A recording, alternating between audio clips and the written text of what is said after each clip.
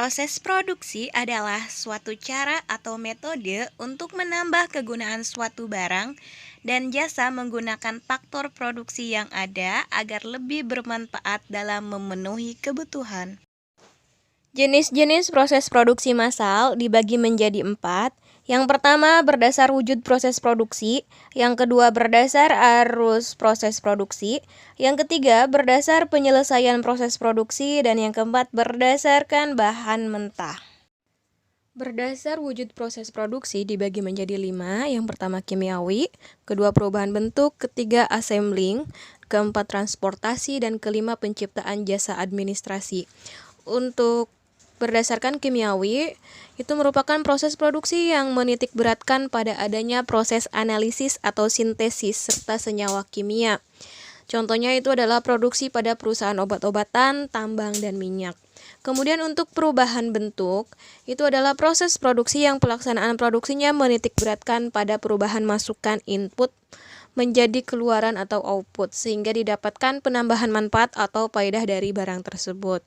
Contohnya misalkan perusahaan mebel dari bentuk kayu menjadi lemari, meja, kursi, dan sebagainya. Dan yang ketiga ada assembling.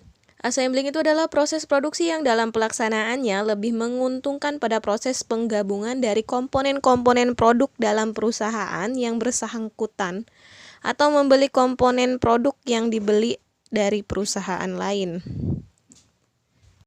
Yang keempat adalah transportasi, proses produksi yang menciptakan jasa atau pelayanan pemindahan tempat baik berupa barang atau manusia. Kemudian yang kelima, penciptaan jasa administrasi adalah suatu proses yang memberikan jasa administrasi kepada perusahaan-perusahaan lain atau lembaga yang membutuhkan.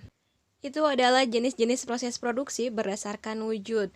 Nah, untuk berdasarkan arus proses produksi dibagi menjadi 3. Yang pertama itu terus-menerus, yang kedua terputus-putus, yang ketiga proses produksi campuran. Untuk yang berdasarkan penyelesaian proses produksi dibagi menjadi 5. Yang pertama tipe A, yaitu dapat diperiksa dengan mudah. Yang kedua tipe B, dapat diperiksa dalam beberapa tahap. Yang ketiga tipe C, terdapat penggabungan komponen produk.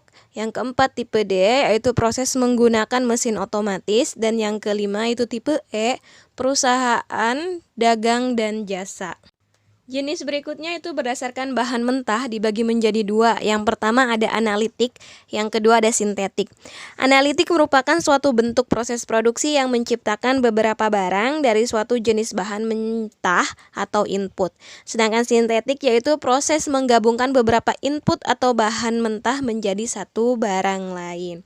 Oke, untuk penjelasan lebih lanjut nanti Ibu akan tuliskan di deskripsi pada videonya ya, kalian bisa lihat di deskripsi. Produksi massal ada 3. Yang pertama yaitu meningkatkan efisiensi, yang kedua meningkatkan produktivitas, dan yang ketiga meningkatkan kualitas.